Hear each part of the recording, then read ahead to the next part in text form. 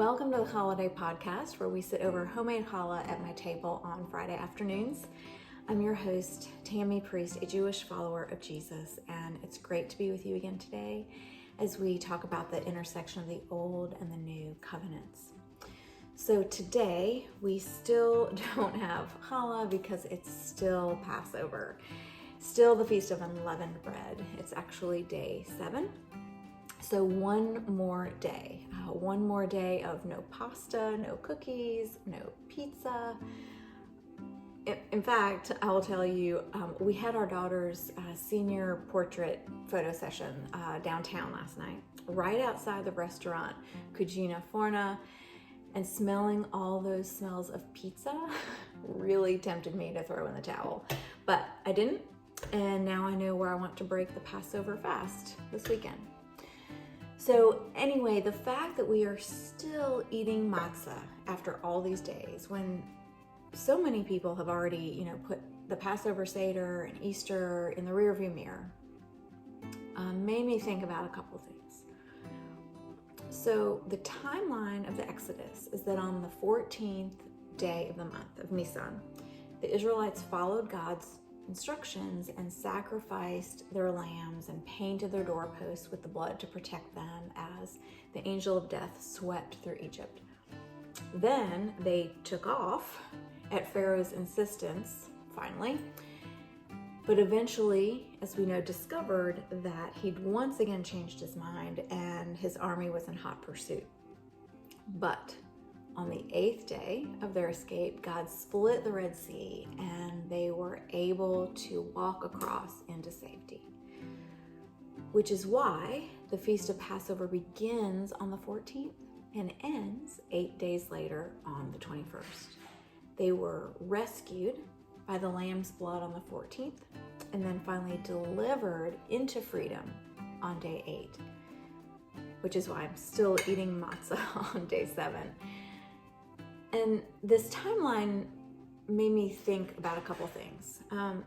First, what was it like for Jesus's friends to keep eating matzah, to keep breaking that bread for about 4 days after the resurrection?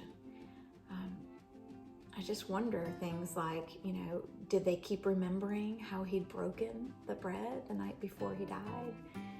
Do they keep remembering his broken body on that second day of Passover? I just really wonder what it was like for them for the rest of that week as they continued celebrating the Feast of Unleavened Bread. But for us today, it also made me think about something else. Made me think about Easter weekend, starting with Good Friday, and that just like the lamb's blood on that first night of Passover made it possible for the Israelites to escape their bondage, Jesus on the cross paid the ransom for us to escape the bondage to sin and death. But also, just like the Israelites stepping onto that path that God had made through the Red Sea, walking through it to the other side, just like that allowed them to enter the freedom that the blood had made possible, we each have to choose to step into the freedom that Jesus's blood has made possible for each of us, to receive the gift of his sacrifice and to accept the ransom that he made on our behalf. But also, that's not enough. We have to choose to walk in the reality of that freedom, of that 8th day, and to keep on walking that path, even though a lot of times it feels like the walls of water are just, piled up and could collapse at any moment. Because eventually, as we keep walking through, that journey will lead us to the promised land of God's presence. And so on this Sabbath Eve, as Passover is almost about to end, I pray that we'd each think about the fact that celebrating Easter doesn't end, it can't end with simply remembering the death and resurrection of the Messiah, because that's really just where it begins.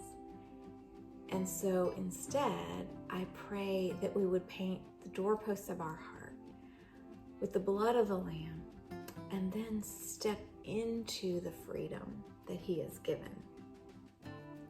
And also that just like the Israelites did, we would step into it in community, that it wouldn't just be about my salvation, but about our salvation, our rescue, all of us, helping one another step into freedom together every single day. And of course, on this challah or matzah day.